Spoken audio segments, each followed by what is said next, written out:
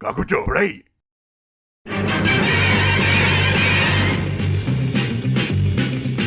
Spider-Man, Spider-Man, does whatever a spider can. Spins a web any size, catches thieves just like flies. Look out, here comes the Spider-Man. Is he strong? Listen, bud. Amazing. Reminds me of Spider-Man 2, the Tobey Maguire one.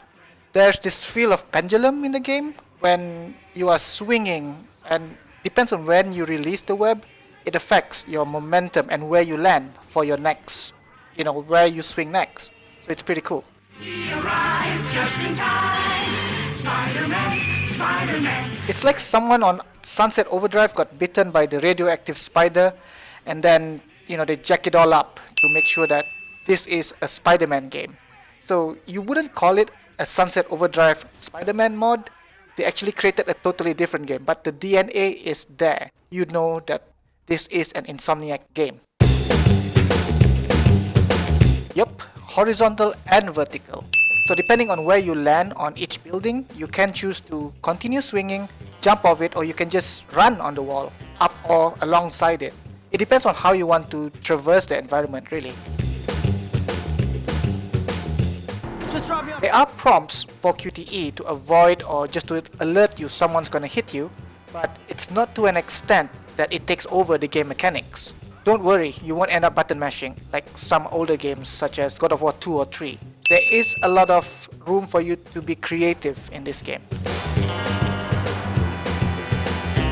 Very. The fights remind me of a lot when you use Catwoman or Robin in the Arkham games. You can actually feel the fluidity on how Spider-Man jumps from one goon to the other off the wall, depending on how the combinations of button you press when you're next to a wall affects how he takes down the bad guy goons. Batman has always been an in-your-face bruiser of a fighter. And Spider-Man has always been about jumping around, using his environments, shifting from one bad guy to the other. They're pretty much on the same field because it is a superhero game, but it's a totally different spot. It gets more interesting once you battle against the bosses, because it allows you, or actually forces you to use the environments, your wits, and whatever you can get hold of around you. So you see a manhole cover and you want to use it, go ahead. You see an electric power outlet which is going to take down 2 or 3 goons at one time, you can use it, but you have to set it up for yourself. Yep, but I'm not gonna tell you who because it's gonna spoil the game for you. The map is huge. While it's not a one-to-one replication of New York's Manhattan Island, it does carry that size, that feel of the size of the island. It's one of the largest cities that I've played in. It is alive, it is bustling. I do wish the crowd would affect more to my Spider-Man whenever I land next to them or when I swing next to them. But if you're just talking about sense of scale, you can really feel that you're living in New York. If I actually lived in New York, I would be very, very excited to play this. Spider-Man, Spider-Man. Yes. Just for the fun of it, I spent most of my time during the playthrough to climb up the Empire State Building, and from there, look around the area and look for the Avengers Tower, since it's there, because we were told as the Avengers Tower. I actually made my way to the Avengers Tower in an unlocked side of the map.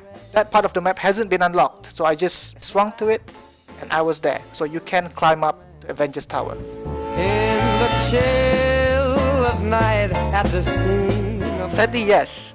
You can't really avoid these things in open world games, but you wouldn't mind because the swinging is just too fun.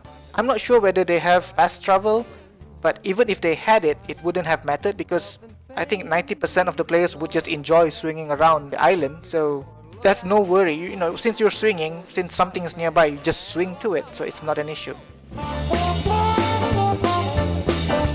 There are over 30 suits available in the game. Obviously, you start with your basic one, and in addition to that, you have whatever suits you have unlocked by your pre-orders. Yes, we should. And it looks gorgeous on the PS4 Pro. They just released a special edition related to the game, a red PlayStation 4 Pro with the white spider logo on top of it. It's worth getting it if you're gonna get a PS Pro anyway. It looks great.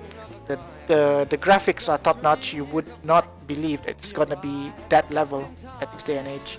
But normal PlayStation 4s should be able to run it with no hitch anyway. Spider-Man, wealth and fame, he's ignored.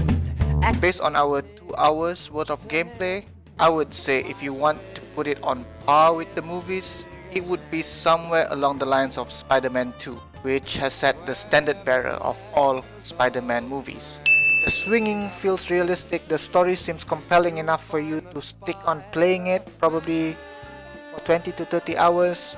I believe after you finish the game, you would spend a lot of time swinging around New York.